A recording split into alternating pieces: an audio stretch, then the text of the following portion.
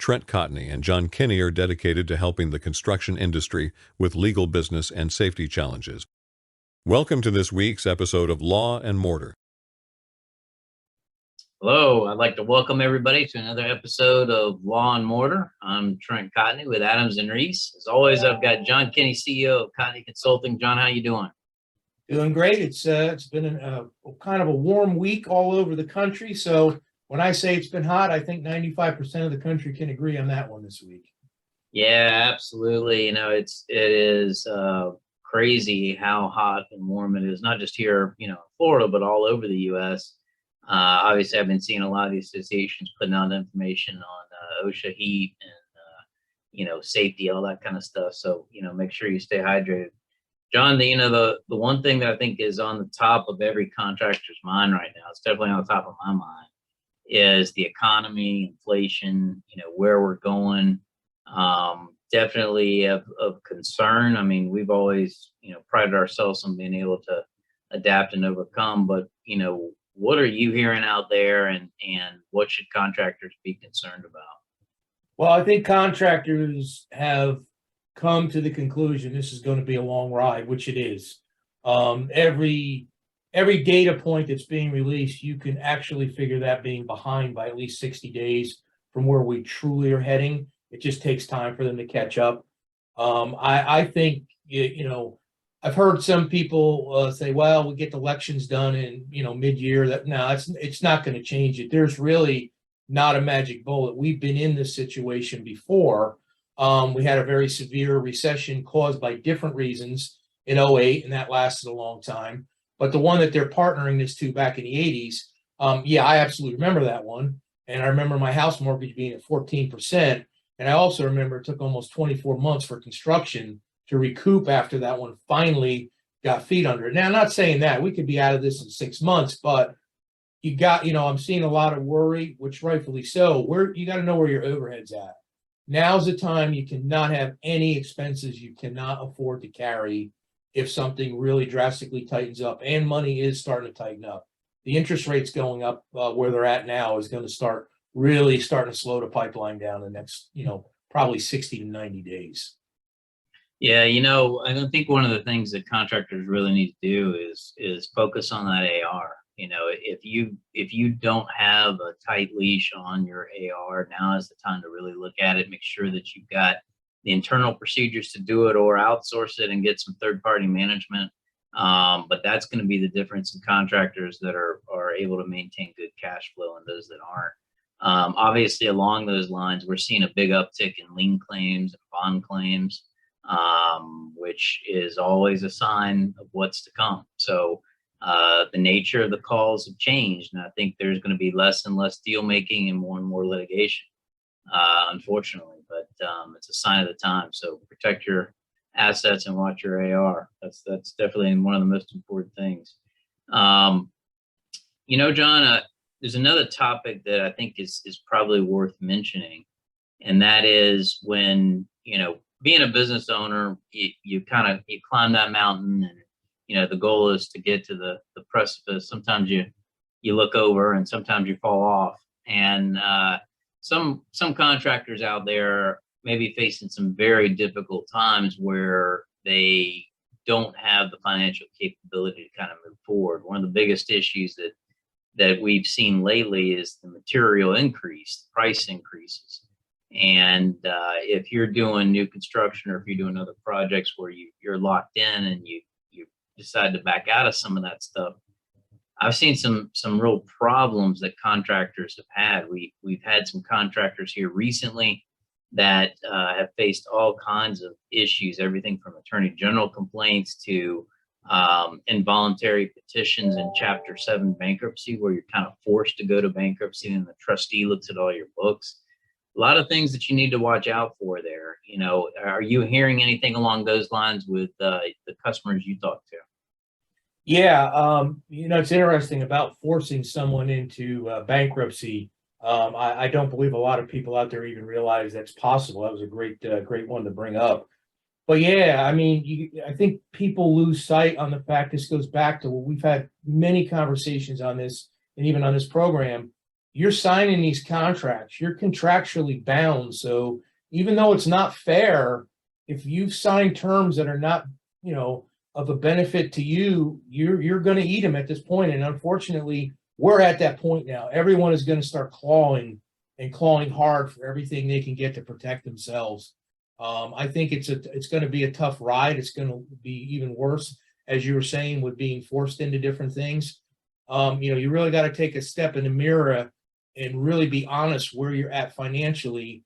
And, maybe it's time to not worry so much about getting work in the door as it is getting your business adjusted for the storm that's coming. So, I know you always have to have work. Don't get me wrong. I've been in this a long time, but you got to look at everything. Work alone will not get you out of this. You just can't buy your way out with the next job. Right, absolutely. So I want to turn to something a little bit more positive. We've been, negative here for the last couple of topics. So let's turn to something good. So IFD, the International Federation for Roofing Trades, had their meetings this week. Obviously, we've got a lot of great friends over there, Pascal Chavati, Graham Miller, a lot of the other people. Hopefully I'll see some of them at the National Slate Association meetings in October. But you had the opportunity to attend these. Why don't you tell people, what your role is with IFD and what you got out of the meetings? Yeah, so they're a great organization. I enjoy work with them. I'm, we're members, and of course, I was fortunate enough to apply to get on a couple of the committees. I got accepted on committees.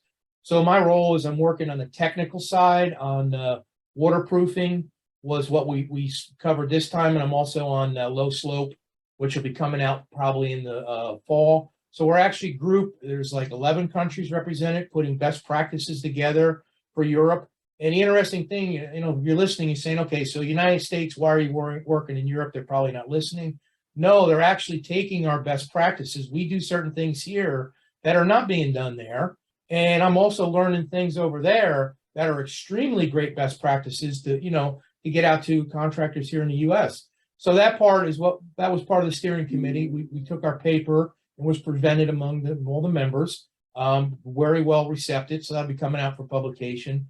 But the nice thing about these meetings is you really get to hear that world perspective, right?